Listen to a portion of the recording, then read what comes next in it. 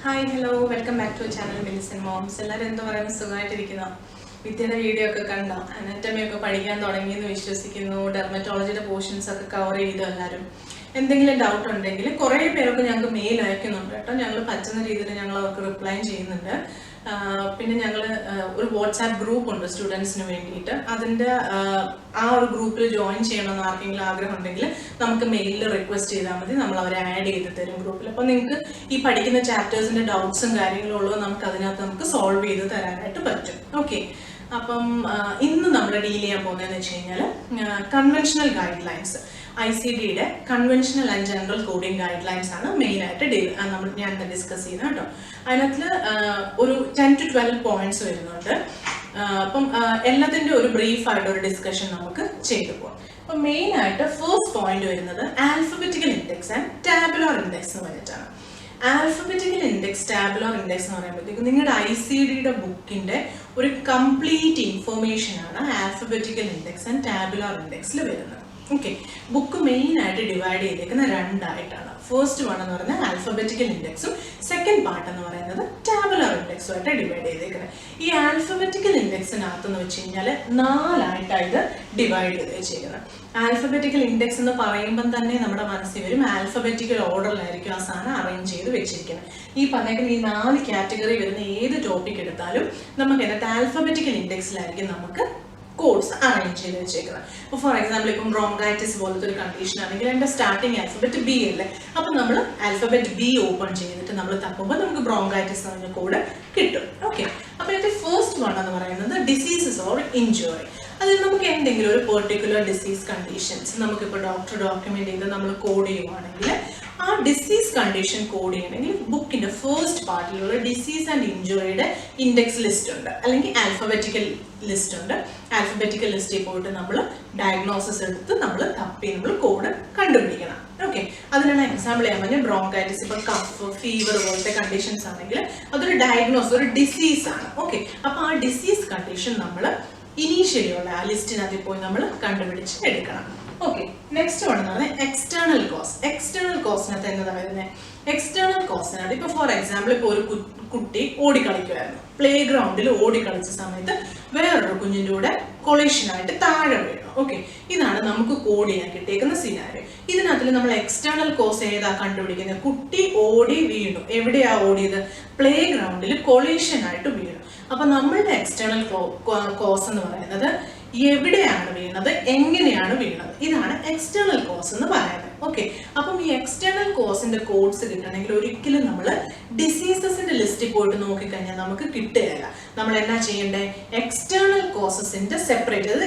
ആദ്യമേ വരുന്ന ഡിസീസസിന്റെ ലിസ്റ്റിന്റെ തൊട്ട് പുറകിലായിട്ട് നമുക്ക് എക്സ്റ്റേണൽ കോസസിന്റെ കോഡ് ഉണ്ട് ആ അവിടെ പോയിട്ട് നമ്മൾ തപ്പുമ്പോൾ നമുക്ക് ഡീറ്റെയിൽഡ് ആയിട്ട് ഇപ്പം പ്ലേ ഗ്രൗണ്ട് ആണെങ്കിൽ പ്ലേ ഗ്രൗണ്ട് വിത്ത് കൊളീഷൻ ആണോ എന്താണ് അതിന്റെ ഡീറ്റെയിൽസ് എന്ന് വെച്ചാൽ അതനുസരിച്ച് നമുക്ക് കിട്ടും ഓക്കെ നിങ്ങൾക്ക് ബുക്ക് എങ്ങനെയാണ് ഹാൻഡിൽ ചെയ്യേണ്ടത് ഞാൻ പറഞ്ഞുതരാം പറ്റുവാണെങ്കിൽ ഈ വീഡിയോയുടെ ബാക്കിയായിട്ട് തന്നെ നമ്മളത് അറ്റാച്ച് ചെയ്ത് വിടാം അല്ലാന്നുണ്ടെങ്കിൽ നമ്മൾ നെക്സ്റ്റ് ഒരു ഇതായിട്ട് നമ്മളത് അപ്ലോഡ് ചെയ്യുന്നത് അപ്പം നിങ്ങൾക്ക് ഒന്നും കൂടെ ഡീറ്റെയിൽഡ് ആയിട്ട് മനസ്സിലാവും എങ്ങനെയാണ് ബുക്ക് ഹാൻഡിൽ ചെയ്യേണ്ടത് കേട്ടോ പിന്നെ വരുന്നതെന്ന് വെച്ച് കഴിഞ്ഞാൽ തേർഡ് വൺ ടേബിൾ ഓഫ് നിയോപ്ലാസത്തിനകത്ത് എന്നാ വരുന്നത് നിയോപ്ലാസം എന്ന് പറയുമ്പോൾ തന്നെ സംതിങ് റിലേറ്റഡ് ടു ക്യാൻസറസ് അല്ലേ അപ്പം നിയോപ്ലാസം റിലേറ്റഡിനകത്ത് വരുമ്പോഴത്തേക്ക് നിയോപ്ലാസം ടേബിൾ വരുമ്പോൾ അതിനകത്ത് ക്യാൻസർ റിലേറ്റഡ് ഡയഗ്നോസിസ് എല്ലാം നമുക്ക് ടേബിൾ ഓഫ് നിയോപ്ലാസത്തിനകത്ത് കിട്ടുന്നത് ഇപ്പോൾ ഫോർ എക്സാമ്പിൾ ഒരാൾ CA ബ്രസ്റ്റ് അത് ക്യാൻസർ ഓഫ് ബ്രസ്റ്റ് ആയിട്ട് വന്നു വെച്ചു നമ്മൾ ഡിസീസ് കണ്ടീഷൻ ആദ്യം തപ്പിയാലും നമുക്ക് കിട്ടും കിട്ടാഴികയൊന്നുമില്ല പക്ഷേ കൂടുതൽ സ്പെസിഫിക് ആയിട്ട് നമുക്ക് കിട്ടുന്നത് നിയോപ്ലാസത്തിനകത്ത് തപ്പി കഴിഞ്ഞാൽ കിട്ടുന്നത് കാരണം ഇതിനകത്ത് കുറേ സബ് ഡിവിഷൻസ് വരുന്നുണ്ട് ലൈക്ക് പ്രൈമറി ഒറിജിൻ ആണോ സെക്കൻഡറി ഒറിജിൻ ആണോ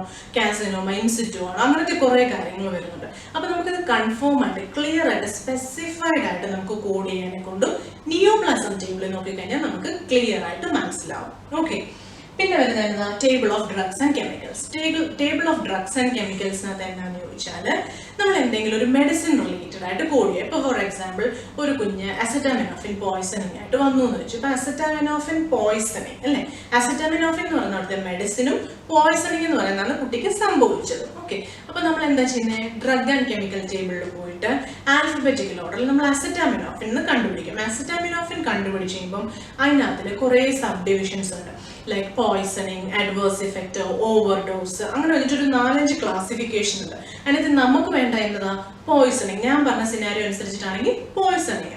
അപ്പൊ അസറ്റാമിനോഫിന്റെ നേരെ പോയ്സണിങ്ങിന്റെ കോളത്തിൽ ഏത് കോഡാണോ തന്നേക്കുന്നത് നമ്മൾ ആ കോഡായിരിക്കും നമ്മൾ ചൂസ് ചെയ്യുന്നത്. ഓക്കെ, ഇപ്പൊ ഞാൻ പറയുമ്പോൾ തന്നെ നിങ്ങൾക്ക് നിങ്ങളുടെ ഫ്രണ്ടിൽ ബുക്ക് ഉണ്ടെങ്കിൽ നിങ്ങൾക്ക് ഈസി ആയിട്ട് ഐഡന്റിഫൈ ചെയ്യാൻ പറ്റും. നിങ്ങൾ ആ ബുക്ക് എടുത്തിട്ട് നിങ്ങൾ ഡ്രഗ് ആൻഡ് കെമിക്കൽ ടേബിളിൽ പോയിട്ട് അസറ്റാമിനോഫിൻ എന്ന് പറയുന്ന വേർഡ് നിങ്ങൾ തപ്പുമ്പോൾ അതിന്റെ സൈഡിലോട്ട് ഇങ്ങനെ ഒരു 3-4 കോളം അവർ വരച്ചു വെച്ചിട്ടുണ്ട്. അഡ്വേഴ്സ് ഇഫക്റ്റ്, ഓവർഡോസ്, പോയ്സണിങ് എന്നൊക്കെ പറഞ്ഞിട്ട്. അപ്പൊ ആ പോയ്സണിങ്ങിന്റെ കോളത്തിൽ പോകണമെങ്കിൽ അതിനകത്തൊരു T സീരീസ് കോഡ് സ്റ്റാർട്ട് ചെയ്യുന്നുണ്ടായിരിക്കും. ഓക്കെ, അപ്പൊ നിങ്ങൾക്ക് ഈസി ആയിട്ട് അവിടുന്ന് കോഡ് പിക്ക് ചെയ്യാനായിട്ട് പറ്റും. ഓക്കെ, അപ്പൊ ഇതാണ് മെയിൻ ആയിട്ട് ആൽഫബറ്റിക്കൽ ഇൻഡെക്സിനകത്ത് വരുന്നത്. അപ്പൊ ഇനി ടാബുലാർ ഇൻഡെക്സ് എന്നതാ ആൽഫബറ്റിക്കൽ ഇൻഡെക്സ് പോലെ തന്നെ അല്ലെങ്കിൽ അതിനേലും കൂടുതൽ ഇമ്പോർട്ടൻസ് ഉണ്ട് നമുക്ക് ടാബുലാർ ഇൻഡെക്സിന്. ടാബുലാർ ഇൻഡെക്സിനകത്ത് മെയിൻ ആയിട്ടും എല്ലാം സിസ്റ്റം വൈസ് ആണ് അറേഞ്ച് ചെയ്ത് വെച്ചേക്കുന്നത്. അതായത് ഓരോ ബോഡി സിസ്റ്റം അനുസരിച്ചിട്ടാണ് ഇവരിത് അറേഞ്ച് ചെയ്തത്. കാറ്റഗറി കോഡ് ബേസ് ചെയ്തിട്ടാണ് ഇവർ അറേഞ്ച് ചെയ്തേക്കുന്നത്. ഓക്കെ, അപ്പൊ നമ്മൾ എങ്ങനെ ഇത് ടാബുലാർ ലിസ്റ്റ് എങ്ങനെയാണ് യൂസ് ചെയ്യുന്നത് വെച്ചാൽ നമ്മൾ ഇൻഡെക്സ് ലിസ്റ്റിൽ പോയി ഫസ്റ്റ് നമ്മളൊരു കോഡ് എടുക്കും. കോഡ് എടുത്തേച്ച് ആ കോഡ് കൺഫേം ചെയ്യാനായിട്ട് നമ്മൾ ടാബുലാർ ലിസ്റ്റിൽ പോയി നോക്കിയെങ്കിലേ നമുക്കത് കൺഫേം ചെയ്യാനായിട്ട് പറ്റത്തുള്ളൂ. ഓക്കെ, അതായത് ഇപ്പൊ ഞാൻ ബ്രോങ്കൈറ്റിസ് മുമ്പേ ഞാൻ ഫസ്റ്റ് പറഞ്ഞ സമയത്ത് പറഞ്ഞില്ലേ. അപ്പം ബ്രോങ്കൈറ്റിസ് എന്ന് പറഞ്ഞ ഡയഗ്നോസിസ് പലതരത്തിലാവാം അല്ലേ. വേറെ ഏതെങ്കിലും ഒരു ഓർഗാനിസം കോസ് ചെയ്താവാം. അതിപ്പോ നമുക്ക് ആ കിട്ടുന്ന സിനാരിയോ അനുസരിച്ചിട്ടേ നമുക്ക് പറയാനെ കൊണ്ടും പറ്റത്തുള്ളൂ. അപ്പൊ ആ ബ്രോങ്കൈറ്റിസിന്റെ ബാക്കി എന്താണോ ഉള്ളത് അത് നമ്മൾ കൺഫേം ചെയ്യാനായിട്ട് നമ്മൾ ടാബുലാർ ലിസ്റ്റ്, അതായത് ഇപ്പൊ ഫോർ എക്സാമ്പിൾ നിങ്ങൾക്ക് J20 എന്ന് പറഞ്ഞ കോഡാണ് നിങ്ങൾക്ക് ഇൻഡെക്സ് ലിസ്റ്റ് കിട്ടിയെന്ന് വെച്ചു. അപ്പൊ നിങ്ങൾ നേരെ ടാബുലാർ ലിസ്റ്റ് ഓപ്പൺ ചെയ്തിട്ട് ഈ J20 എന്ന് പറഞ്ഞ കോഡ് എടുക്കും. J20 എന്ന് പറഞ്ഞ കോഡ് എടുക്കുമ്പോൾ അതിനകത്ത് തന്നെ നിങ്ങൾക്ക് കുറെ ഇൻഡിക്കേഷൻസ് തരും, നിങ്ങളെ ലീഡ് ചെയ്യും. ഇന്നത് ഇതിന്റെ കൂടെ ഇതും കൂടെ ആഡ് ചെയ്യുക, അതിൻ്റെ കൂടെ അത് ആഡ് ചെയ്യാൻ പറ്റില്ല, അങ്ങനെ കുറെ അതൊക്കെ ഞാൻ പറഞ്ഞുതരാം നിങ്ങൾക്ക് ഡീറ്റെയിൽഡ് ആയിട്ട്. ഓക്കെ, അപ്പം അങ്ങനെ നമ്മൾ കോഡ് കൺഫേം ചെയ്യാൻ വേണ്ടിയിട്ടാണ് നമ്മൾ ടാബുലാർ ലിസ്റ്റ് യൂസ് ചെയ്യുന്നത്. ടാബുലാർ ലിസ്റ്റ് കൺഫേം ചെയ്യാതെ ഒറ്റ ഡയഗ്നോസ് പോലും നമുക്ക് കൺഫേം ചെയ്യാനായിട്ട് പറ്റത്തില്ല. ഓക്കെ, അപ്പൊ ഇതാണ് ഫസ്റ്റ് പോയിന്റ് ആൽഫബറ്റിക്കൽ ഇൻഡെക്സും ടാബുലാർ ഇൻഡെക്സിലും വരുന്നത്. ഓക്കെ, നെക്സ്റ്റ് പോയിന്റ് എന്ന് പറയുന്നത് format and structuring. Format and structuring, format എന്ന് പറയുമ്പോൾ തന്നെ നിങ്ങൾക്ക് മനസ്സിലാവും ഒരു ഘടന അല്ലേ. അപ്പം എന്താന്ന് വെച്ച് കഴിഞ്ഞാൽ ഇപ്പൊ നമുക്ക് ICD കോഡിനൊരു ഫോർമാറ്റ് ഉണ്ട്. അതിന് മിനിമം 3 ക്യാരക്ടേഴ്സ് റിക്വയർഡ് ആണ്, മാക്സിമം ടു 7 ക്യാരക്ടേഴ്സ് ആണ് റിക്വയർഡ് ആയിട്ട് വരുന്നത്. അതിനകത്തില് ഫസ്റ്റ് 3 ക്യാരക്ടേഴ്സ് എന്ന് പറയുന്നത് അതിന്റെ കാറ്റഗറി കോഡിനെ ആയിരിക്കും ഇൻഡിക്കേറ്റ് ചെയ്യുന്നത്. കാറ്റഗറി കോഡ് എന്ന് വെച്ച് കഴിഞ്ഞാൽ ഏത് സിസ്റ്റത്തിൽ അത് ബിലോങ് ചെയ്യുന്നു എന്നുള്ളതായിരിക്കും കാറ്റഗറി കോഡ് എപ്പോഴും ഇൻഡിക്കേറ്റ് ചെയ്യുന്നത്. ഇപ്പം ഫോർ എക്സാമ്പിൾ ഇപ്പൊ J സീരീസ് ഒരു കോഡ് ആണെങ്കിൽ നമുക്ക് ഈസിലി ഐഡന്റിഫൈ ചെയ്യാൻ പറ്റും റെസ്പിറേറ്ററി സിസ്റ്റം ആണെന്ന്. അതിപ്പോ ഇനീഷ്യലി ആണ് നിങ്ങൾക്ക് ഈ പ്രയാസം വരുന്നത്. നിങ്ങൾ കുറെ കോഡിങ്ങും കാര്യങ്ങളൊക്കെ സ്റ്റാർട്ട് ചെയ്ത് കഴിയുമ്പോഴത്തേക്കും നിങ്ങൾക്ക് ആൽഫബറ്റ് പറയുമ്പോൾ തന്നെ നിങ്ങൾക്ക് മനസ്സിലാവും okay this belong to this particular system, ഏത് സിസ്റ്റത്തിൽ അത് പെടുന്നത് നമുക്ക് ഈസി ആയിട്ട് മനസ്സിലാവും. ഓക്കെ, അപ്പം ആ ഇനീഷ്യൽ ആയിട്ടുള്ള 3 കോഡ്സ് അല്ലെങ്കിൽ 3 ക്യാരക്ടേഴ്സ് എന്ന് പറയുന്നത് എന്തിനെ ഇൻഡിക്കേറ്റ് ചെയ്യുന്നത്? ക്യാരക്ടേഴ്സ് എന്ന് പറയുന്നത് കാറ്റഗറി കോഡിനെ ആയിരിക്കും ഇൻഡിക്കേറ്റ് ചെയ്യുന്നത്. അപ്പം ഇവിടെ കണ്ട എക്സാമ്പിൾ കൊടുത്തേക്കുന്നത് T81.718A. ഇവിടെ ആദ്യത്തെ T81 ഞാൻ ഒരു ഡോട്ട് ഇട്ടിട്ടുണ്ട് പിന്നെ. അപ്പം ഫോർ എക്സാമ്പിൾ ഇപ്പൊ നമുക്കൊരു 3 കാറ്റഗറി കോഡ് മാത്രമേ ഉള്ളൂ. അതിന് എക്സാമ്പിൾ ഞാൻ R05 എന്ന് പറഞ്ഞ കോഡ്. R05 കോഡിന് വേറെ പ്രത്യേകിച്ച് എക്സ്റ്റൻഷൻസും കാര്യങ്ങളും ഒന്നുമില്ല. മിനിമം റിക്വയർമെന്റ് എത്രയാ? 3 കോഡ്. അപ്പൊ മിനിമം റിക്വയർമെന്റ് 3 കോഡ്, അത് നമ്മൾ തീർന്നു. അതിനുള്ള 4ാമത് നമുക്ക് പ്ലേസിൽ കോഡ് എഴുതാനായിട്ട് ഇല്ലെങ്കിൽ നമ്മൾ അവിടെ ഡോട്ട് ഇടേണ്ട കാര്യമില്ല. ഓക്കെ, മനസ്സിലായോ? 3 എണ്ണമേ ഉള്ളെങ്കിൽ മിനിമം റിക്വയർമെന്റ് ആണ് മീറ്റ് ചെയ്യുന്നതെങ്കിൽ നമ്മൾ അവിടെ ഡോട്ട് ഇട്ട് വെക്കേണ്ട കാര്യം ഇല്ല. റോങ് ആയിരിക്കും ആ CPT ആ ICD. ഓക്കെ, പക്ഷേ നമുക്ക് 4ാമതൊരു ക്യാരക്ടറും കൂടെ ആഡ് ചെയ്യണമെങ്കിൽ ഫസ്റ്റ് 3 പ്ലേസ് കഴിഞ്ഞ് ഒരു ഡോട്ട് ഇട്ടതിന് ശേഷമേ 4ാമത്തെ പ്ലേസ് എഴുതാനായിട്ട് പാടുള്ളൂ. ഓക്കെ, മനസ്സിലായോ? അപ്പം ഇനി 4ാമത്തെ പ്ലേസ് എന്തിനെ ഇൻഡിക്കേറ്റ് ചെയ്യുന്നത്? ഇറ്റിയോളജി. ഇറ്റിയോളജി എന്ന് വെച്ച് കഴിഞ്ഞാൽ എന്താണ്? എന്ത് കാരണം കൊണ്ട്, okay, what is the reason, എന്തുകൊണ്ടാണ് പേഷ്യന്റിന് ഈ അസുഖം ഉണ്ടായ എന്നുള്ളതാണ് ഇറ്റിയോളജി എന്ന് പറഞ്ഞാൽ കോസേറ്റീവ് ഫാക്ടർ എന്ന് പറയും നമ്മൾ. ഓക്കെ, അതിനെയാണ് ഇറ്റിയോളജി എന്ന് പറയുന്നത്. അപ്പൊ 4ാമത്തെ പ്ലേസിൽ എപ്പോഴും ഇറ്റിയോളജി of the particular disease condition ആയിരിക്കും വരുന്നത്. Okay, then comes the 5th character location. Location എന്ന് പറഞ്ഞു കഴിഞ്ഞാൽ നമ്മുടെ ബോഡിയുടെ ഏത് പാർട്ടാണ് അഫക്റ്റഡ് ആയിട്ടുള്ളത്. ഇപ്പൊ ഫോർ എക്സാമ്പിൾ ലെഫ്റ്റ് ഷോൾഡർ ആണെന്ന് അല്ലെങ്കിൽ റൈറ്റ് ഷോൾഡറോ അങ്ങനെയാണെന്നുണ്ടെങ്കിൽ ആ ഏത് പാർട്ടാണ് അനാറ്റമിക്കൽ റീജിയൻ അവിടെ ലെഫ്റ്റിന് ഇമ്പോർട്ടൻസ് ഇല്ല. അനാറ്റമിക്കൽ റീജിയൻ, ഇപ്പം ഹെഡ് ആണെങ്കിൽ ഹെഡ്, അല്ലെങ്കിൽ ഷോൾഡർ ആണെങ്കിൽ ഷോൾഡർ, അതിനെയാണ് ലൊക്കേഷൻ എന്ന് പറയുന്നത്, anatomical region. Okay, next one, sixth one എന്ന് പറയുന്നത് ലാറ്ററാലിറ്റി. ലാറ്ററാലിറ്റി എന്ന് പറയുമ്പോൾ എന്നതാ, റൈറ്റ് ആണോ ലെഫ്റ്റ് ആണോ അതോ രണ്ടും ഒരുപോലെ അഫക്റ്റഡ് ആണോ? ഇപ്പൊ ഞാൻ പറഞ്ഞ എക്സാമ്പിൾ അനുസരിച്ചാണെങ്കിൽ pain in the left shoulder, ഇവിടെ അനാറ്റമിക്കൽ ലൊക്കേഷൻ വരുന്നത് എന്നതാ, ഷോൾഡർ, ലാറ്ററാലിറ്റി വരുന്നതോ ലെഫ്റ്റ്. അപ്പം ലെഫ്റ്റ് ഷോൾഡർ ആണ് നമുക്കിവിടെ കോഡ് ചെയ്യേണ്ട കാര്യം. അപ്പൊ അതാണ് മെയിൻ ആയിട്ട് സിക്സ്ത് ക്യാരക്ടർ ആയിട്ട് വരുന്നത്. സെവൻത് ക്യാരക്ടർ എന്ന് പറയുന്നത് എക്സ്റ്റൻഷൻ ആണ്, which is kept four A future expansion. നമുക്ക് അതിന്ന് വേറെ കുറെ ഡെറിവേറ്റീവ്സ് വരുന്നുണ്ട് സെവൻത് ക്യാരക്ടറിന്, അത് ഞാൻ നിങ്ങൾക്ക് നെക്സ്റ്റ് ഇതായിട്ട് ഞാൻ പറഞ്ഞുതരാം. ഓക്കെ, അപ്പം ഇതാണ് ഫോർമാറ്റ് ആൻഡ് സ്ട്രക്ചറിങ്ങിനകത്ത് വരുന്നത്. 7 ക്യാരക്ടേഴ്സ് ആണ്, മിനിമം 3 ആണ്, മാക്സിമം 7 ആണ്. കാറ്റഗറി കോഡ് മാത്രമേ ഉള്ളൂ, മിനിമം റിക്വയർമെന്റ് മീറ്റ് ചെയ്യുന്നുണ്ടെങ്കിൽ ഡോട്ട് ഇടേണ്ട കാര്യം അവിടെ വരുന്നില്ല. അപ്പം നമ്മുടെ തേർഡ് പോയിന്റ് എന്ന് പറയുന്നത് 7 ക്യാരക്ടർ അസൈൻമെന്റ് ആണ്. ഓക്കെ, ഞാനപ്പോൾ സെക്കൻഡ് പോയിന്റ് പറഞ്ഞ സമയത്ത്, ഫോർമാറ്റ് ആൻഡ് സ്ട്രക്ചറിങ് പറഞ്ഞ സമയത്ത് ഞാൻ 7th ക്യാരക്ടറിന്റെ കാര്യം പറഞ്ഞില്ലേ. കുറേ 7th ക്യാരക്ടേഴ്സ് ഉണ്ട് കേട്ടോ നമ്മുടെ ബുക്ക്, ഐസിഡി ബുക്കിനകത്ത് നോക്കുകയാണെങ്കിൽ, സ്പെഷ്യലി നമ്മൾ ഫ്രാക്ചറിന്റെ ഒക്കെ ചാപ്റ്റേഴ്സ് നോക്കുകയാണെങ്കിൽ നമുക്ക് കുറേ 7th ക്യാരക്ടേഴ്സ് ഉണ്ട്, കെ ഡി, അങ്ങനെ കുറേ കാര്യങ്ങൾ വരുന്നുണ്ട്. പക്ഷെ നമുക്ക് നമ്മളിപ്പോൾ മെയിൻ ആയിട്ട് ഡീൽ ചെയ്യാൻ പോകുന്നത് എയും ഡിയും ആണ്. ഓക്കെ, എ എന്ന് പറഞ്ഞു കഴിഞ്ഞാൽ റിസീവിങ് ആൻ ആക്റ്റീവ് ട്രീറ്റ്മെന്റ്, അതായത് പേഷ്യന്റ് കറന്റ്ലി ഒരു ട്രീറ്റ്മെന്റ് എടുത്തുകൊണ്ടിരിക്കുന്ന, ആക്റ്റീവായിട്ട് ഒരു പെർട്ടിക്കുലർ ഡിസീസ് കണ്ടീഷന് വേണ്ടിയിട്ട് പേഷ്യന്റ് ട്രീറ്റ്മെന്റ് എടുത്തുകൊണ്ടിരിക്കുകയാണെങ്കിൽ നമ്മൾ അതിന് 7th ക്യാരക്ടറായിട്ട് എ ആയിരിക്കും നമ്മൾ അസൈൻ ചെയ്യുന്നത്. ഫോർ എക്സാമ്പിൾ, ഇപ്പം പേഷ്യന്റ് ഒരു UTI ആയിട്ട് വന്നൊരു പേഷ്യന്റ് ആണ്, ഇപ്പൊ ഡോക്ടർ അഡ്വൈസ് ചെയ്യുവാണ് കണ്ടിന്യൂസ് ആയിട്ട് 6 weeks പേഷ്യന്റ് എന്ത് ചെയ്യണം, ആന്റിബയോട്ടിക്സ് എടുക്കണം, IV ആന്റിബയോട്ടിക്സ് എടുക്കണം. അപ്പൊ ആ കേസസിൽ നമ്മൾ എന്താ ചെയ്യുന്നത്, നമ്മൾ പേഷ്യന്റിന് ആക്റ്റീവ് ട്രീറ്റ്മെന്റ് റെജിമെന്റിലായിരിക്കും നമ്മൾ കൂടുന്നത്. ദാറ്റ് മീൻസ് ആ കണ്ടീഷൻ ഹീൽ ആയിട്ടില്ല, പേഷ്യന്റ് ഇപ്പോഴും അതിന് വേണ്ടിയിട്ടാണ് മെഡിസിൻ കഴിച്ചുകൊണ്ടിരിക്കുന്നത്. അപ്പൊ അതിനെ നമ്മൾ ആക്റ്റീവ് ട്രീറ്റ്മെന്റ് ആയിട്ടായിരിക്കും നമ്മൾ കൺസിഡർ ചെയ്യുന്നത്. ആ സിനാരിയോയിൽ നമ്മൾ എ ആയിരിക്കും ചൂസ് ചെയ്യുന്നത്. ദെൻ ഡി എന്ന് പറഞ്ഞു കഴിഞ്ഞാൽ ആക്റ്റീവ് ട്രീറ്റ്മെന്റ് കഴിഞ്ഞു പേഷ്യന്റിന്റെ, അത് കഴിഞ്ഞിട്ട് റൊട്ടീൻ ഫോളോ അപ്പിന് വേണ്ടിയിട്ട് വരുന്നത്.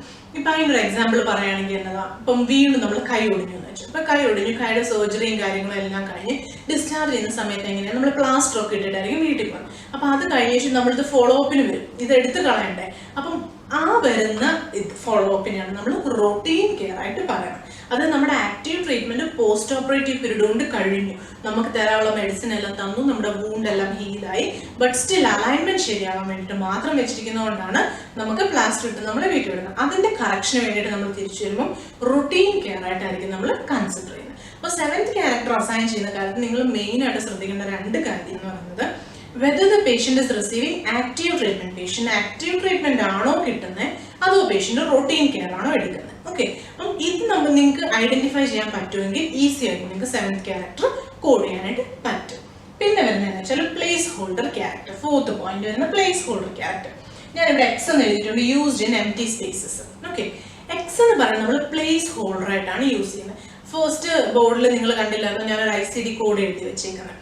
അപ്പൊ അതിനകത്ത് ഇപ്പം ഏതെങ്കിലും ഒരു പെർട്ടിക്കുലർ പ്ലേസിൽ നമുക്ക് ഇടാനായിട്ട് ക്യാരക്ടർ ഇല്ല എന്ന് വെച്ചു, അതായത് നമുക്ക് 5th ക്യാരക്ടർ ഇല്ല. 5th ക്യാരക്ടർ എന്നതാ, ലൊക്കേഷൻ. അപ്പൊ നമുക്ക് ലൊക്കേഷൻ എന്നതാന്ന് അറിയത്തില്ല. അപ്പൊ ആ കേസിൽ നമ്മൾ എന്നാ ചെയ്യുന്നതെന്ന് വെച്ചാൽ നമുക്കത് ഒഴിച്ചിടാൻ പറ്റത്തില്ലല്ലോ. 6th ക്യാരക്ടർ ഉണ്ട്, 7th ക്യാരക്ടർ നമ്മുടെ കയ്യിലുണ്ട്, എന്ന് നമുക്ക് 5th ക്യാരക്ടർ ഒഴിച്ചിടാൻ പറ്റത്തുമില്ല, പ്ലേസ് മാറ്റിയിട്ട് എഴുതാനും പറ്റില്ല. അപ്പൊ ആ കേസിൽ നമ്മൾ ആ 5th ക്യാരക്ടറിന്റെ അവിടെ നമ്മൾ എക്സ് നമ്മളവിടെ പ്ലേസ് ചെയ്യും. അതായത് റീപ്ലേസ്മെന്റ് പോലെ നമ്മൾ 5th ക്യാരക്ടറിന്റെ അവിടെ നമ്മൾ പ്ലേസ് ചെയ്യും. 5th ക്യാരക്ടറിന് ഞാൻ സ്പെസിഫൈ ചെയ്ത് പറയുന്നത് ഒരു എക്സാമ്പിൾ മാത്രമാണ്, നമുക്ക് പെർട്ടിക്കുലർ സിനാരിയോ അനുസരിച്ച് ഡിഫറെന്റ് ആണ്. ചിലപ്പോൾ അത് 6th ക്യാരക്ടറിലായിരിക്കും നമ്മൾ പ്ലേസ് ചെയ്യുന്നത്, ചിലപ്പോൾ 4th ക്യാരക്ടറിലായിരിക്കും പ്ലേസ് ചെയ്യുന്നത്. അപ്പം എവിടെയാണോ വരുന്നത് അതനുസരിച്ചിട്ട് എംപ്റ്റി ആയിട്ട് കിടക്കുന്ന എവിടെയാണോ അവിടെയായിരിക്കും നമ്മൾ പ്ലേസ് ഹോൾഡർ പ്ലേസ് ചെയ്യും. ഓക്കെ, പിന്നെ വരുന്നതെന്ന് വെച്ച് കഴിഞ്ഞാൽ അബ്രിവേഷൻസ്. അബ്രിവേഷനകത്ത് നമുക്ക് മെയിൻ ആയിട്ട് 2 കാര്യങ്ങളാണ് വരുന്നത്, NEC ക്ലാസിഫിക്കേഷനും NOS ക്ലാസിഫിക്കേഷനും. NECക്കകത്ത് not elsewhere classified. Not elsewhere classified എന്ന് പറഞ്ഞു കഴിഞ്ഞാൽ എന്താ, അതായത് ഇപ്പോൾ നമ്മളൊരു മെഡിക്കൽ ചാർട്ട് എടുക്കുകയാണെങ്കിൽ ചിലപ്പോൾ ഡോക്ടർ ക്ലിയർ ആയിട്ട് ഡയഗ്നോസിസ് എന്താണെന്ന് എഴുതിയിട്ടുണ്ടായിരിക്കുമേ, പക്ഷെ നമുക്ക് ബുക്കിനകത്ത് തപ്പുമ്പോൾ നമുക്ക് ആ കോഡ് നമുക്ക് ചൂസ് ചെയ്യാനായിട്ട് പറ്റത്തില്ല. അതായത് അങ്ങനെ ഒരു ക്ലിയർ ആയിട്ട് ഒരു ഡയഗ്നോസിസ് കൊടുത്തിട്ടില്ലായിരിക്കും. ഓക്കെ, അങ്ങനെ വരുന്ന കേസസിൽ നമുക്ക് NEC ഡയഗ്നോസിസ് ചൂസ് ചെയ്യാം, അതിന് യാതൊരു പ്രശ്നമില്ല. കൂടുതലും നമുക്ക് ഡൈജസ്റ്റീവ് സിസ്റ്റം റിലേറ്റഡ് ആയിട്ടുള്ള കോഡ്സ് വരുന്ന സമയത്ത് നമുക്ക് NEC കോഡ്സ് നമ്മൾ യൂസ് ചെയ്യാറുണ്ട്, അത് പ്രശ്നമൊന്നുമില്ല. ഓക്കെ. പക്ഷെങ്കിൽ യു ഷുഡ് മേക്ക് ഷുവർ, നമ്മൾ ഉറപ്പ് വരുത്തണം ഡോക്ടർ എഴുതിയിരിക്കുന്നത് കൺഫേംഡ് ഡയഗ്നോസിസ് ആണ്. ഡോക്ടർ എന്തെങ്കിലും ഒരു ക്വയറി റിലേറ്റഡ് ആയിട്ടാണ് എഴുതിയേക്കുന്നതെങ്കിൽ നമ്മൾ ഫിസിഷ്യൻ ക്വയറി. ഓക്കെ, അപ്പോൾ നമ്മുടെ 5th പോയിന്റ് എന്ന് പറഞ്ഞാൽ അബ്രിവേഷൻസ്. അബ്രിവേഷൻസിനകത്ത് മെയിനായിട്ട് 2 കാര്യങ്ങൾ വരുന്നത് NECയും NOSഉം. NECക്കാന്ന് വെച്ച് കഴിഞ്ഞാൽ not elsewhere classified. Not elsewhere classified എന്ന് വെച്ച് കഴിഞ്ഞാൽ എന്താ? ആക്ച്വലി ഇതിനകത്ത് ഡോക്ടർ തരുന്ന ഡയഗ്നോസിസ് വളരെ ക്ലിയർ ആയിരിക്കും, മെഡിക്കൽ സ്റ്റേറ്റ്മെന്റ് നമുക്ക് കിട്ടുന്നത് വളരെ ക്ലിയർ ആയിരിക്കും. ബട്ട് നമുക്ക് വേറെ കോഡ് ചൂസ് ചെയ്യാൻ ഓപ്ഷൻ ഇല്ലാത്തതുകൊണ്ട് നമ്മൾ NEC ഡയഗ്നോസിസ് നമ്മൾ ചൂസ് ചെയ്യും. കൂടുതലും നമുക്ക് ഗ്യാസ്ട്രോ ഇൻറ്റെസ്റ്റിനൽ സിസ്റ്റം ഒക്കെ ഡീൽ ചെയ്യുന്ന സമയത്ത് നമുക്ക് ആ ഒരു NEC ഡയഗ്നോസിസ് നമുക്ക് വളരെ കൂടുതലായിട്ട് വരാറുണ്ട്. ഓക്കെ, പക്ഷേങ്കിൽ ഒരു കാര്യം ശ്രദ്ധിക്കണം, ഡയഗ്നോസിസ് കൺഫേം ആയിട്ട് മെഡിക്കൽ റെക്കോർഡ് ക്ലിയർ ആയിട്ട് ഡോക്ടർ എഴുതിയിട്ടുണ്ടായിരിക്കണം. അല്ലാത്ത പക്ഷം നിങ്ങൾ ഫിസിഷ്യൻ ക്വയറി റേസ് ചെയ്ത് ഡോക്ടറെ അടുത്ത് ചോദിക്കണം whether it is a confirm diagnosis or not. Confirm ആണെന്നുള്ളതും ക്ലിയർ ആയിട്ട് നമുക്ക് ജസ്റ്റിഫിക്കേഷൻ ഉണ്ടെങ്കിലും നമുക്ക് NEC ഡയഗ്നോസിസ് യൂസ് ചെയ്യുന്നതുകൊണ്ട് യാതൊരു പ്രശ്നവുമില്ല. ഓക്കെ, പിന്നെ വരുന്നത് NOS. NOS എന്ന് വെച്ചാൽ not otherwise specified. Not otherwise specified എന്ന് വെച്ചാൽ ക്ലിയർ ആയിട്ട് ഡോക്യുമെന്റേഷൻ ഇല്ല, ഡോക്ടറിന് ആ ഡയഗ്നോസിസിനെ കുറിച്ച് വലിയ കൺഫർമേഷനും ഇല്ല. അതായത് ഇത് ക്വയറി ഡയഗ്നോസിസ് ആണെന്നുണ്ടെങ്കിൽ നമുക്ക് NOS ഡയഗ്നോസിസ് ആയിട്ടായിരിക്കും. നോട്ട് അതർവൈസ് സ്പെസിഫൈഡ്, ഇത് സ്പെസിഫിസിറ്റി ഇല്ലാത്ത ഡയഗ്നോസിസ് ആയിട്ടായിരിക്കും നമ്മൾ കോഡ് ചെയ്യുന്നത്. അപ്പോൾ അതാണ് മെയിനായിട്ട് അബ്രിവേഷൻസ് വരുന്നത്. NEC നമ്മൾ എപ്പോഴും കൂടുതൽ നമ്മൾ കോഡിങ് ചെയ്യുന്ന സമയത്ത് നമുക്ക് കാണാറുണ്ട് കേട്ടോ, NECയും NOSഉം. ഓക്കെ, അപ്പൊ നമ്മൾ ഇനി 6ാമത്തെ പോയിന്റ് എന്ന് പറയുന്നത് പങ്ക്ച്വേഷൻസ് ആണ് കേട്ടോ. പങ്ക്ച്വേഷൻസിനകത്ത് നമുക്ക് മെയിൻ ആയിട്ട് 4 കാര്യങ്ങളാണ് വരുന്നത്: square bracket, slanted brackets, colon and parenthesis. Square ബ്രാക്കറ്റിനകത്ത് എന്താന്ന് വെച്ച് കഴിഞ്ഞാൽ നമുക്ക് അവർ ക്ലിയർ ആയിട്ട് നമുക്കൊരു ഡോക്യുമെന്റേഷൻ തരും, അതായത് ലീഡിങ് ടു എന്നുള്ളൊരു ഡോക്യുമെന്റേഷൻ. അതായത് ഈ തന്നിരിക്കുന്ന കാര്യങ്ങളും കൂടെ നമ്മൾ ശ്രദ്ധിച്ചിട്ട് വേണം പ്രൈമറി ഡയഗ്നോസിസ് കൺഫേം ചെയ്യാൻ എന്നുള്ളതാണ് നമുക്ക് സ്ക്വയർ ബ്രാക്കറ്റിനകത്ത് അവർ ഇൻഡിക്കേറ്റ് ചെയ്യുന്നത്. അല്ലെങ്കിൽ പ്രൈമറി ഡയഗ്നോസിസുമായിട്ട് ഈ തന്നിരിക്കുന്ന സ്ക്വയർ ബ്രാക്കറ്റ് തന്നിരിക്കുന്ന സാധനം ഡയറക്ട്ലി ലിങ്ക്ഡ് ആണെന്നുള്ളതായിരിക്കും നമുക്ക് സ്ക്വയർ ബ്രാക്കറ്റ് കൊണ്ട് മനസ്സിലാക്കുന്നത്. സ്ലാന്റഡ് ബ്രാക്കറ്റിനകത്ത് വരുന്നത് എന്താണെന്ന് വെച്ച് കഴിഞ്ഞാൽ മാനിഫെസ്റ്റേഷൻസ് ആയിരിക്കും. ഓക്കെ, എന്തിന്റെ ബേസ് ചെയ്തിട്ടാണ് പോകുന്നത്. സ്ലാന്റഡ് ബ്രാക്കറ്റ് വരുന്ന എല്ലാ സിനാരിയോയിലും നിങ്ങൾ ഓർത്തോണം 2 ഡയഗ്നോസിസ് മസ്റ്റ് ആയിട്ടും ഉണ്ടായിരിക്കും. അപ്പോൾ സ്ലാന്റഡ് ബ്രാക്കറ്റിന്റെ കേസസ് നിങ്ങൾക്ക് ഒരു ഡയഗ്നോസിസ് കിട്ടുന്നുണ്ടെങ്കിൽ ഓർത്തോണം നിങ്ങൾ എന്തോ ഒന്ന് മിസ് ചെയ്യുന്നുണ്ടോ എന്നുള്ളത് നോക്കണം. അപ്പോൾ എൻ്റെ മാനിഫെസ്റ്റേഷൻ എന്താണെന്നുള്ളത് നമുക്ക് ക്ലിയർ ആയിട്ട് സ്ലാന്റഡ് ബ്രാക്കറ്റ് ഉള്ള കേസസിൽ നമുക്ക് മനസ്സിലാക്കാനായിട്ട് പറ്റും. നെക്സ്റ്റ് വൺ എന്ന് പറയുന്നത് കോളൻ. കോളൻ്റെ അകത്ത് എന്താണ് വരുന്നത്? അതായത് ഇപ്പോൾ ഒരു വേർഡ് തന്നിട്ട് അത് ഇൻകംപ്ലീറ്റ് ആയിട്ട് വരുന്ന കേസസിലാണ് അവർ കോളൻ ഇൻഡിക്കേറ്റ് ചെയ്യുന്നത്. ഓക്കെ, അതായത് അപ്പോൾ അങ്ങനെ വരുന്ന കേസസിൽ നമ്മൾ നോക്കണം സബ്സിഡറി ആയിട്ട് എന്താണ് അതിൻ്റെ കൂടെ ആഡ് ചെയ്യേണ്ടത്. മെയിനായിട്ട് നിങ്ങൾ ശ്രദ്ധിക്കേണ്ട കാര്യം എന്താണെന്ന് വെച്ചാൽ നിങ്ങൾ ICD കോഡ് ചെയ്യുന്ന സമയത്ത് ഓരോ കോഡ്സിൻ്റെയും താഴെ അവർ നൊട്ടേഷൻസ് തന്നിട്ടുണ്ടായിരിക്കും.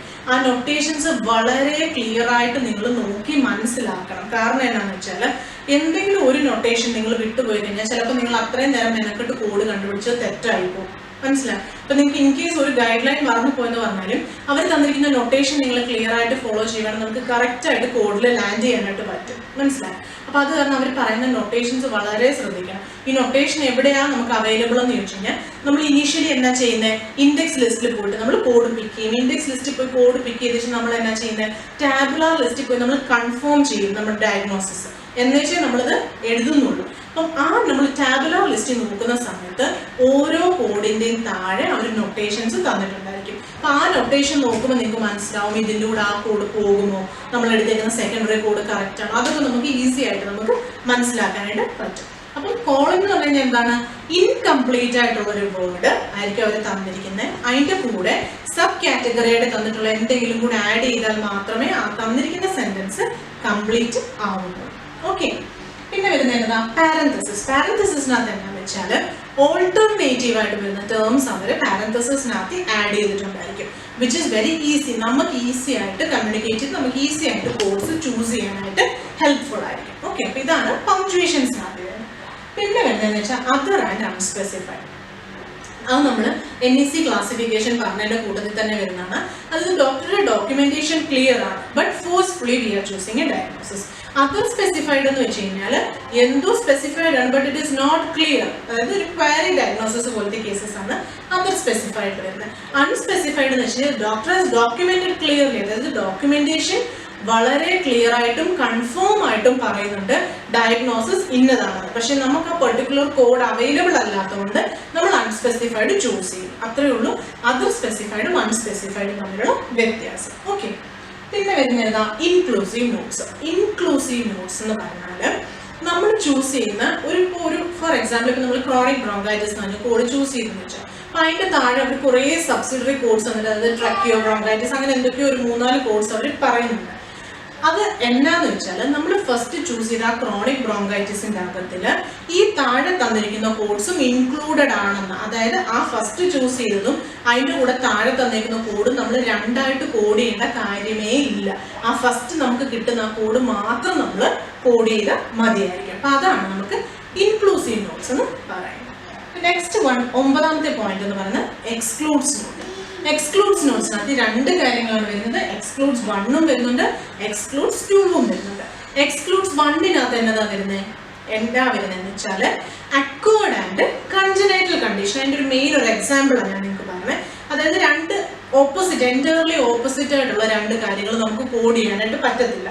അതിൻ്റെ എക്സാമ്പിൾ നോക്കുകയാണെങ്കിൽ congenital condition and acquired condition. Congenital condition എന്ന് വെച്ച് കഴിഞ്ഞാൽ എന്താ, ജന്മനാ നമുക്കുള്ളൊരു അസുഖമാണ് കൺജനൈറ്റൽ കണ്ടീഷൻ എന്ന് പറയുന്നത്. അക്വേർഡ് കണ്ടീഷൻ എന്ന് പറഞ്ഞാലോ നമുക്ക് നമ്മുടെ ലൈഫിൽ ഇടയ്ക്ക് വെച്ച് നമുക്ക് വരുന്ന ഏതെങ്കിലും ഒരു ഡയഗ്നോസിസ് ആണ് നമുക്ക്, അല്ലെങ്കിൽ ഏതെങ്കിലും ഒരു അസുഖമാണ് നമുക്ക് അക്വേർഡ് കണ്ടീഷൻ എന്ന് പറയുന്നത്. അപ്പോൾ ഈ ഒരേ സിസ്റ്റത്തിന് ഇപ്പം നമുക്ക് കൺജനൈറ്റലും അക്വേർഡും കൂടെ നമുക്ക് കോഡ് ചെയ്യാനായിട്ട് പറ്റത്തില്ല. അപ്പം അതാണ് കോൺട്രാഡിക്ടറി ഡയഗ്നോസിസ് ആണെങ്കിൽ നമുക്കിത് കോഡ് ചെയ്യാനെ കൊണ്ട് പറ്റത്തില്ല. Okay, next one excludes 2. Excludes 2-നകത്ത് എന്നതാ വരുന്നത്, പോർട്ടൽ വെയിൻ. ഇപ്പം ഫോർ എക്സാമ്പിൾ ഞാൻ പറയുകയാണെങ്കിൽ ഒരു പോർട്ടൽ വെയിൻ ത്രോംബോസിസും ഹെപ്പാറ്റിക് വെയിൻ ത്രോംബോസിസും ഉണ്ടെന്ന് വെച്ചു. ഇപ്പം നമ്മൾ ആക്ച്വലി അതിൻ്റെ അനാറ്റമിക്കൽ ലൊക്കേഷൻ ഒക്കെ നോക്കുകയാണെങ്കിൽ എല്ലാം സെയിം, ലിവറുമായിട്ട് അടുത്ത് ഒക്കെ തന്നെ ഇരിക്കുന്ന കാര്യങ്ങളാണ് എല്ലാം. ഹെപ്പാറ്റിക് വെയിൻ ത്രോംബോസിസ് എന്ന് പറഞ്ഞാൽ എന്താണ്, ഹെപ്പാറ്റിക് വെയിനിൽ നിന്ന്, അതായത് ഹെപ്പാറ്റിക് വെയിൻ എന്ന് പറയുമ്പോൾ ലിവറിൽ നിന്ന് പുറത്തേക്ക് ഓക്സിജൻ ഡിപ്ലീറ്റഡ് ആയിട്ടുള്ള ബ്ലഡ് കൊണ്ടുവന്നതാണ് ഹെപ്പാറ്റിക് വെയിൻ. പോർട്ടൽ വെയിനോ സ്പ്ലീനിൽ നിന്ന് ലിവറിലോട്ട് കൊണ്ടുവരുന്നതും രണ്ടും ഓപ്പോസിറ്റ് ഡയറക്ഷനിലാണ്. പക്ഷെങ്കിൽ രണ്ടിൻ്റെയും ഫങ്ഷൻ വ്യത്യാസമാണ്. അപ്പം പേഷ്യൻ്റ് ഈ 2 കണ്ടീഷനും ഒരേ സമയത്ത് എക്സിസ്റ്റിംഗ് ആണെങ്കിൽ, 2 കണ്ടീഷനും ഒരേ സമയത്ത് പേഷ്യൻറ്റിനുണ്ടെങ്കിൽ രണ്ടും കൂടെ ഒരുമിച്ച് കോഡ് ചെയ്യുന്നത് കൊണ്ട് യാതൊരു പ്രശ്നവും ഇല്ല. But make sure that false under excludes 2. അങ്ങനത്തെ കേസസ് മാത്രമേ ചൂസ് ചെയ്യുള്ളൂ. എക്സ്ക്ലൂഡ്സ് 1 അല്ലാത്ത കേസസ് മാത്രമേ അങ്ങനെ നമുക്ക് കോഡ് ചെയ്യാനായിട്ട് പറ്റത്തുള്ളൂ. ഓക്കെ, പിന്നെ വരുന്നത് കോഡ് ഫസ്റ്റ്. 10th പോയിന്റ് എന്ന് പറയുന്നത് കോഡ് ഫസ്റ്റ്. കോഡ് ഫസ്റ്റ് എന്ന് പറഞ്ഞാൽ നമ്മൾ ടാബുലർ ലിസ്റ്റ് എടുക്കുന്ന സമയത്ത് നമുക്ക് നൊട്ടേഷൻ വരും. Code first so and so അവർ ഒരു ലീഡിങ് ഡയഗ്നോസിസ് നമുക്ക് തരും. ഓക്കെ, അവിടെയാണ് നമുക്ക് നൊട്ടേഷൻ്റെ ഇമ്പോർട്ടൻസ് വരുന്നത് കേട്ടോ. നമുക്ക് ഡയഗ്നോസിസ് ചൂസ് ചെയ്യുമ്പോൾ ഇത് ഫസ്റ്റ് കൊടുക്കണോ ഇത് സെക്കൻഡ് കൊടുക്കണോ എന്നുള്ളത് നമുക്ക് ക്ലിയർ ആയിട്ട് അതിൽ നിന്ന് മനസ്സിലാവും. ഓക്കെ, അപ്പം കോഡ് ഫസ്റ്റ് ലീഡ് നിങ്ങൾക്ക് അതിനകത്തുണ്ടെങ്കിൽ ഏത് കോഡാണോ അവർ തരുന്നത് ആ കോഡുമായിട്ട് നമ്മൾ കമ്പാരിസൺ ചെയ്തിട്ട് നമ്മുടെ സിനാരിയോ ആയിട്ട് അത് ഓക്കെ ആണോ നമ്മൾ കൺഫേം ചെയ്യണം. എന്നിട്ട് അങ്ങനെ ആണെങ്കിൽ കോഡ് ഫസ്റ്റ് തന്നിരിക്കുന്ന ഡയഗ്നോസിസ് വേണം നമ്മൾ പ്രിൻസിപ്പൽ ഡയഗ്നോസിസ് ആയിട്ട് കൊടുക്കാനായിട്ടുണ്ട്. ഓക്കെ, പിന്നെ വരുന്നതെന്ന് വെച്ച് കഴിഞ്ഞാൽ use additional code. Use additional code എന്ന് വെച്ച് കഴിഞ്ഞാൽ എന്താ, ഇപ്പോൾ ഫോർ എക്സാമ്പിൾ പേഷ്യൻ്റ് ഒരു യൂറിനറി ട്രാക്ട് ഇൻഫെക്ഷൻ ആയിട്ട് വന്നു. അപ്പം നമ്മൾ കോഡ് എടുക്കുന്ന സമയത്ത് N39.0 എന്ന് എടുത്ത് നമുക്കൊരു കോഡ് കിട്ടും. ആ കോഡ് എടുക്കുന്ന സമയത്ത് അതിൻ്റെ തൊട്ട് താഴെ നൊട്ടേഷൻ കൊടുത്തിട്ടുണ്ട് അവർ, use additional code from series B series, alphabet B for boy. Okay, B series എന്നൊരു കോഡ് യൂസ് ചെയ്യാനായിട്ട് പറയുന്നുണ്ട്. B സീരീസിൽ എന്താണെന്ന് വെച്ച് കഴിഞ്ഞാൽ എന്ത് കാരണം കൊണ്ട് ഇൻഫെക്ഷൻ ഉണ്ടാക്കിയ ബാക്ടീരിയ ഏതാണെന്ന് നമുക്ക് ക്ലിയർ ആയിട്ട് ഐഡന്റിഫൈ ചെയ്യാം. ആ കോഡും കൂടി ഇട്ടാൽ മാത്രമേ ആ യൂറിനറി ട്രാക്ട് ഇൻഫെക്ഷൻ്റെ കോഡിങ് കംപ്ലീറ്റ് ആവത്തുള്ളൂ. അതുകൊണ്ടാണ് നമുക്ക് അവർ യൂസ് അഡീഷണൽ കോഡ് എന്ന് പറയുന്നത്. ഓക്കെ, അതുപോലെ തന്നെയാണ് നമുക്ക് ഇപ്പൊ ഈ റീനൽ ഫെയിലിയറിന്റെ ഒക്കെ കേസസ് നമ്മൾ CKD കോഡ് ചെയ്യുമ്പോൾ അതിൻ്റെ കൂടെ സ്റ്റേജസ് ഓഫ് CKD നമുക്ക് യൂസ് അഡീഷണൽ കോഡ് നോട്ടായിട്ട് നമുക്ക് വരുന്നുണ്ട്. ഓക്കെ, അപ്പൊ അത് നിങ്ങൾ പ്രത്യേകം ശ്രദ്ധിക്കണം. പിന്നെ വരുന്നത് വെച്ചാൽ C and C also. C and C also ഇതിനകത്ത് C ആണ് വളരെ ഇമ്പോർട്ടൻ്റ് ആയിട്ടുള്ളത്. C എന്ന് വെച്ച് കഴിഞ്ഞാൽ അത് കോഡേഴ്സിന് അവർ തരുന്നൊരു അലോട്ടാണ് കേട്ടോ. അതായത് നമ്മൾ മസ്റ്റായിട്ട് നമ്മൾ ആ നൊട്ടേഷൻ നോക്കിയിട്ട് അവർ പറഞ്ഞിരിക്കുന്ന ഗൈഡ് ലൈൻ അനുസരിച്ച് നമ്മൾ ഫോളോ ചെയ്യണം. ചിലപ്പോൾ അതിനകത്ത് നമ്മൾ എടുത്തിരിക്കുന്നതിനകത്ത് പ്രിൻസിപ്പൽ ഡയഗ്നോസിസിൻ്റെ സെക്കൻഡറി ഡയഗ്നോസിസിൻ്റെ ഒക്കെ കൺഫർമേഷൻ അവർ നമുക്ക് തരുന്നുണ്ടായിരിക്കും. അപ്പോൾ സി എന്ന് പറഞ്ഞിട്ട് നമുക്കൊരു നൊട്ടേഷൻ വരുവാണെങ്കിൽ ഉറപ്പായിട്ട് നമ്മൾ പോയി ആ ഡയഗ്നോസിസ് നോക്കി നമ്മൾ ചൂസ് ചെയ്ത ഡയഗ്നോസിസുമായിട്ട് മാച്ചിങ് ആണോ, നമ്മുടെ ഡോക്യുമെന്റേഷനുമായിട്ട് മാച്ചിങ് ആണോ എന്നുള്ളത് നമ്മൾ കൺഫേം ചെയ്യണം കേട്ടോ. സി ഓൾസോ അപ്പോൾ എന്നതാ, സി ഓൾസോ എന്ന് പറയുന്നത് ജസ്റ്റ് നമുക്കൊരു ഇൻഡിക്കേഷനാണ്. അവർ നമുക്ക് സപ്പോർട്ടീവ് ആയിട്ട് കുറച്ച് ഡയഗ്നോസിസ് തരുക. അപ്പൊ നമുക്ക് നോക്കിയിട്ട് നമുക്ക് കൺഫേം ചെയ്യാം വെദർ നമ്മൾ ഇത് ചൂസ് ചെയ്യണോ അതോ നമ്മൾ ഇനിഷ്യലി ചൂസ് ചെയ്ത ഡയഗ്നോസിസ് എടുക്കണോ എന്നുള്ളത്. ഓക്കെ, അപ്പോൾ സി എന്ന് പറയുന്നത് ഒരു വാർണിംഗ് ആണ്, അല്ലെങ്കിൽ ഒരു അലേർട്ടാണ് കോഡേഴ്സ്. ഓക്കെ, അപ്പൊ അത് ശ്രദ്ധിക്കണം. പിന്നെ വരുന്നത് റിലേഷണൽ ടേംസ്. റിലേഷണൽ ടേംസിനകത്ത് ആൻഡ്, വിത്ത്, ഡ്യൂ ടു 3 കാര്യങ്ങളാണ് വരുന്നത്. ആൻഡ് എന്ന് പറയുമ്പോൾ നമുക്കറിയാലോ എലോങ് വിത്ത് എന്നുള്ള ഒരു മീനിങ് ആണ് വരുന്നത്. വിത്ത് എന്ന് പറയുമ്പോൾ ആ കണ്ടീഷന്റെ കൂടെ ഈ ഒരു കണ്ടീഷൻ, അത് 2 ഡയഗ്നോസിസ് ഒരുമിച്ച് എന്നുള്ള അർത്ഥത്തിലാണ് വിത്ത് വരുന്നത്. മെയിൻ ആയിട്ട് നമുക്ക് ഇമ്പോർട്ടൻ്റ് ആയിട്ട് വരുന്നത് ഡ്യൂ ടു എന്ന് പറഞ്ഞ കണ്ടീഷനാണ്. ഇപ്പോൾ ഡ്യൂ ടു ഒരു എക്സാമ്പിൾ പറയുകയാണെങ്കിൽ, ഇപ്പോൾ ഒരു പേഷ്യൻറ്റ് നമുക്ക് വന്നു, ഡോക്ടർ നോട്ട്സ് എഴുതിയേക്കുന്നത് പേഷ്യന് ഹൈപ്പർ ടെൻഷൻ ഉണ്ട്, അതേപോലെ തന്നെ പേഷ്യന് CKD ഉണ്ട്. അപ്പോൾ hypertension since 2 years, CKD since 1 year എന്ന് എഴുതിയേക്കെന്ന് വെച്ചാൽ, അപ്പം ഒരു കോഡറായിട്ടുള്ള നമ്മുടെ കയ്യിൽ ഈ സാധനം കിട്ടുമ്പോൾ, ഈ ഒരു മെഡിക്കൽ പ്രിസ്ക്രിപ്ഷൻ അല്ലെങ്കിൽ ഈ ഒരു ഡോക്യുമെന്റേഷൻ നമ്മുടെ കയ്യിൽ കിട്ടുമ്പോൾ നമ്മൾ എന്നാ ചെയ്യേണ്ടത്, നമ്മൾ ഫിസിഷ്യൻ്റെ അടുത്ത് ക്വയറി ചെയ്യണം. ഡോക്യുമെന്റേഷൻ സഫീഷ്യൻ്റ് ആണെങ്കിൽ നമ്മൾ ചോദിക്കണം, പേഷ്യന്റിന് CKD ഉണ്ടായത് ഹൈപ്പർ ടെൻഷൻ കാരണമാണോ അല്ലയോ നമ്മൾ കൺഫേം ചെയ്യണം. അതാണ് ഡ്യൂ ടു. ഇപ്പോൾ ഡോക്ടർ പറയാണ് അതെ ഹൈപ്പർ ടെൻഷൻ കാരണമാണ് CKD ഉണ്ടായതെങ്കിൽ നമുക്ക് അതിനൊരു കോമ്പിനേഷൻ കോഡ്സ് ഉണ്ട്. ഡ്യൂ ടു വരുന്ന എല്ലാ കേസസിലും നമുക്ക് കോമ്പിനേഷൻ കോഡ്സ് വരുന്നുണ്ട്. അപ്പം ഹൈപ്പർ ടെൻസീവ് CKD എന്ന് പറഞ്ഞിട്ട് നമുക്കൊരു കോഡ് കിട്ടും. ഓക്കെ, അപ്പം ഡ്യൂ ടു കോഡ്സ് നമ്മൾ വളരെയധികം ശ്രദ്ധിച്ചു വേണം കോഡ് ചെയ്യാനായിട്ട്. ഓക്കെ, അപ്പം ഇന്ന് പറഞ്ഞത് കുറച്ച് ഡ്രൈ ആയിട്ടുള്ള ടോപ്പിക്കാണ്, കുറച്ച് കൺവെൻഷണൽ ഗൈഡ് ലൈൻസും കാര്യങ്ങളും. അപ്പോൾ എന്നാ ചെയ്യേണ്ടത് വെച്ചാൽ നിങ്ങൾ ഈ പറഞ്ഞ കാര്യങ്ങളെല്ലാം ഒന്നും കൂടി ഒന്ന് നോക്കുക. നമ്മൾ ഇനീഷ്യലി എന്താ പറഞ്ഞത്, ആൽഫബറ്റിക്കൽ ആൻഡ് ടാബുലാർ ഇൻഡെക്സ് പറഞ്ഞു, ഫോർമാറ്റ് പറഞ്ഞു, പിന്നെ എന്താ പറഞ്ഞത് 7th character, place holder, punctuations, includes and excludes notes ഒക്കെ വളരെ ഇമ്പോർട്ടൻ്റ് ആയിട്ട്. പിന്നെ ഫോർമാറ്റിനകത്തിൽ പ്ലേസ് ഹോൾഡർ വരുന്ന കേസസ്, അങ്ങനത്തെ സിനാരിയോസ് വന്നിട്ട് 1 mark ക്വസ്റ്റ്യൻസ് ആയിട്ട് ചോദിക്കാറുണ്ട്. അപ്പോൾ അതും നിങ്ങൾ ശ്രദ്ധിക്കണം കേട്ടോ. അപ്പോൾ ഇന്ന് തന്നെ ക്ലാസ്സസ് ഒക്കെ മനസ്സിലായി ഞാൻ വിശ്വസിക്കുന്നു. എന്തെങ്കിലും നിങ്ങൾക്ക് മനസ്സിലാവാത്ത കാര്യങ്ങളുണ്ടെങ്കിൽ നിങ്ങൾ എന്നാ ചെയ്യേണ്ടതെന്ന് വെച്ചാൽ ഞങ്ങളുടെ മെയിൽ ID-യിലോട്ട് medicine-moms@08@gmail.com എന്ന് പറഞ്ഞ് മെയിലിലോട്ട് നിങ്ങളുടെ ക്വയറീസ് അയച്ചാൽ മതി, ഞങ്ങൾ റിപ്ലൈ ചെയ്യാം. ഓക്കെ, അപ്പം വീഡിയോ കാണുക, നിങ്ങളുടെ കൂട്ടുകാർക്കും ഷെയർ ചെയ്ത് കൊടുക്കുക. ഓക്കെ, അപ്പം ഞാൻ അടുത്ത വീഡിയോ ആയിട്ട് വരുന്നിടം വരെ ബൈ.